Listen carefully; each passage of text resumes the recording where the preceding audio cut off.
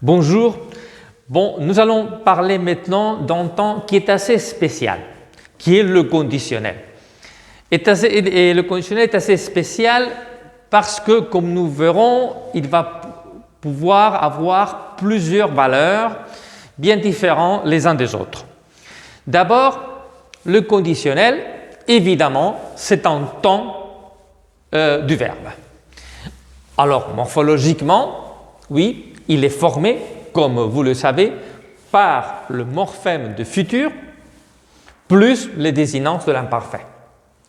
Je profite pour vous dire que si vous regardez cette vidéo après la vidéo de l'imparfait, vous verrez qu'il y a certaines ressemblances, comme nous verrons à la fin de cette vidéo, entre l'imparfait et le conditionnel.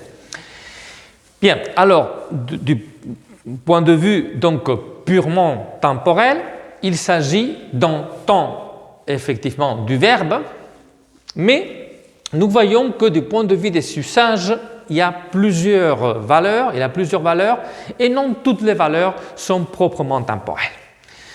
D'abord, vous voyez, et vous le savez bien, que le conditionnel peut faire partie d'une hypothèse.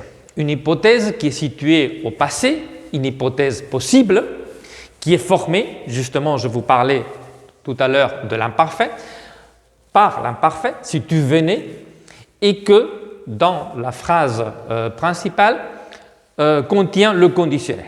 Je partirai, le conditionnel présent.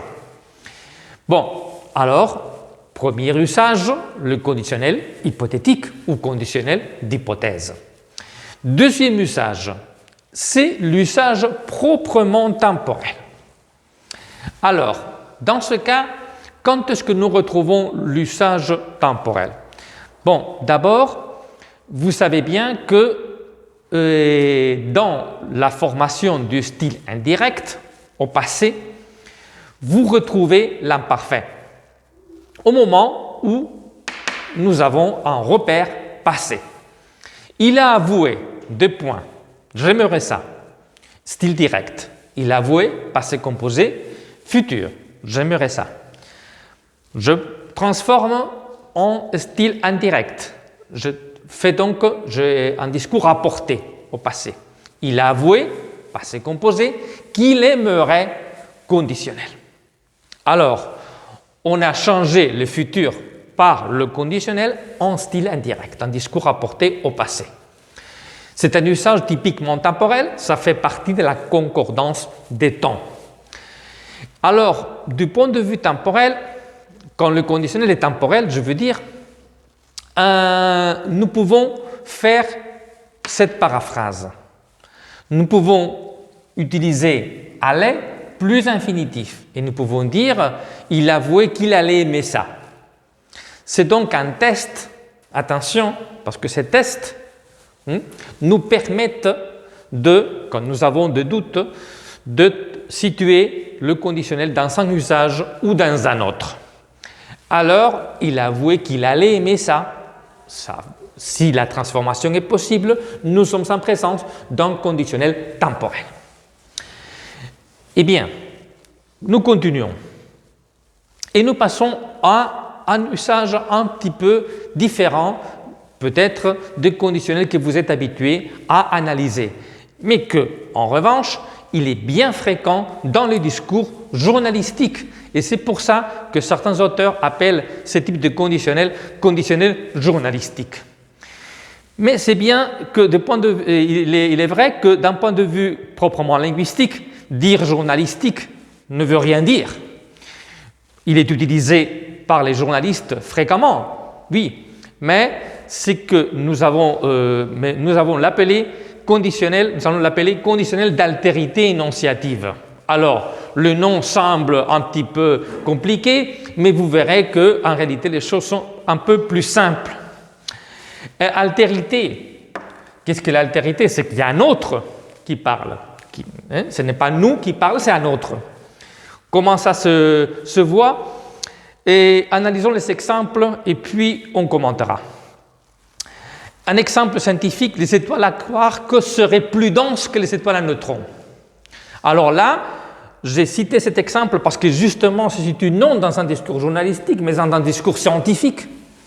Mais nous retrouvons la même idée d'altérité énonciative. En réalité, nous devons nous dire, mais qui dit ça?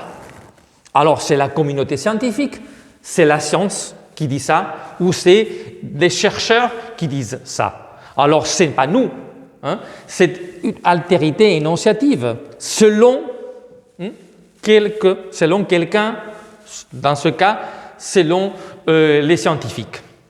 C'est pour ça que nous verrons que ce conditionnel est substituable. Donc les tests ici, hein, ce n'est pas celui-ci, aller plus infinitif. Les tests, c'est de dire je vais incorporer selon ou d'après X. Ce X, dans ce cas, c'est la communauté scientifique. Parfois, c'est donc implicite, et parfois, c'est totalement explicite. Et dans ce cas, c'est encore plus facile à être détecté. Selon Bagdad, les avions étrangers seraient entrés dans l'espace aérien irakien. Bon, d'abord, première idée, c'est que, comme vous le voyez, vous aurez vu que là, j'ai utilisé un conditionnel passé. Mais les valeurs sont les mêmes. C'est toujours le conditionnel qui est dans ce type C d'altérité énonciative. Alors là, dans ce cas, c'est un discours qui est effectivement journalistique, réellement, ça appartient à un discours de journaliste, mais comme j'ai dit, il appartient au cas C conditionnel d'altérité énonciative. Qui dit ça? Alors ça, c'est explicite, selon Bagdad, d'après Bagdad.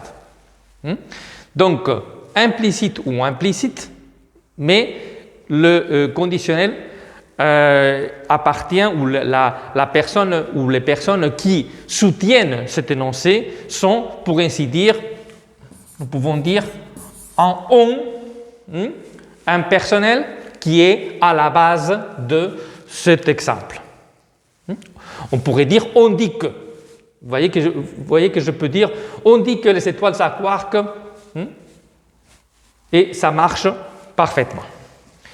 Et puis finalement, le dernier usage, c'est très facile. Je ne vais pas parler beaucoup de cet exemple parce que vous l'avez vu aussi dans le cas de l'imparfait. Le conditionnel, comme l'imparfait, permet d'avoir un effet d'atténuation. Et donc, on aura un conditionnel d'atténuation.